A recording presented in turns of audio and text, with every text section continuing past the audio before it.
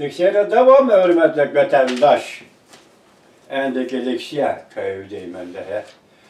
Baya bir söz degende yanım şunu unutup kaldım. Bu da söz degende yanım şunu unutup kaldım.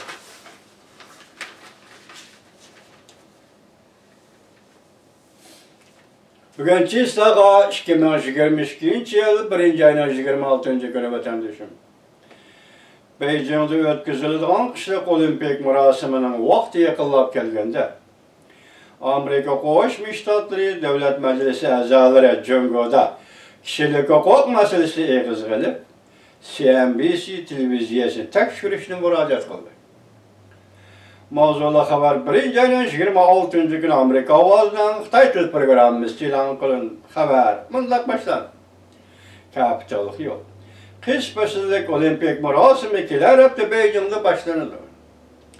Jungo hükümeti Şang'da, Hong Kong'da, Şinjan'da, Müstemlike Uyguristan'da, Tibet'te, Katarlık joylarda kişilik hukukunu depsendi qilib,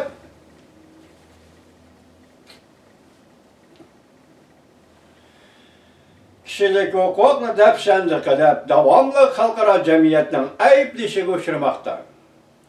Olimpik murasimi dünyanın dikkatinde bulup durğanda, bu kişilerin hikayeleri yani yukarı üç orundan hikayeleri dünyanın dikkat nazarında bunu iş gerek dep görsetti. Amerika Cumhuriyetçiler Partisi'nin mensubi, yani Devlet Meclisi azalı. Şunun bilen belli okşaşla Cumhuriyetçiler Partisi'nin dahisi. Musabakanın məxsus haber kılıdığın Amerika Memleketlik Radyo Televizyon Şirketi NBC'nin məsulluğu xat yazıp, Jungo Partisi bilen Xalqaro Olimpik Komitetinin musabaka jarayonini haber kılıdığın NBC'ge qanchalik ta'sir singdirganligini tekshirishni talab qildi. Senator Rex Scott haftanın 1. günü yani 1. ayının 24. günü Şang'anlık, Hong Kong'luk ve Uyguristanlık Uygur kişilik hukuk faaliyetçilerine Kapitol Yol Meydanı'da muhbirleri kütübeleşi yığınıda yığınlaştı. Muhbirleri kütübeleşi meydandaki yığınıda söz kıldı.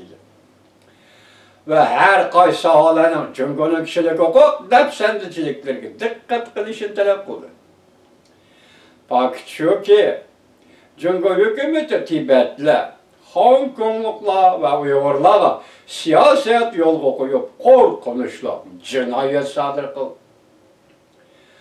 Faktlar shu bo'ldiki, sekretar Xi Jinping bilan Jungo Partiyasi sodir qilgan irqiy Xitoy va Uyg'urlarning öy makallarını veyrane bütçet qilish. Fakt shu bo'ldiki, Beijing Hong Kong'ning demokratiyasi davomli va sistemli qildi tarmar qilyapti. Biz 2019 yili Hong Kong'da Şang'da bu ishlarni o'z ko'zimiz bilan ko'rdik deb ko'rsatdi. Muxbirlarni kutib olish yig'inida senator Rex Scott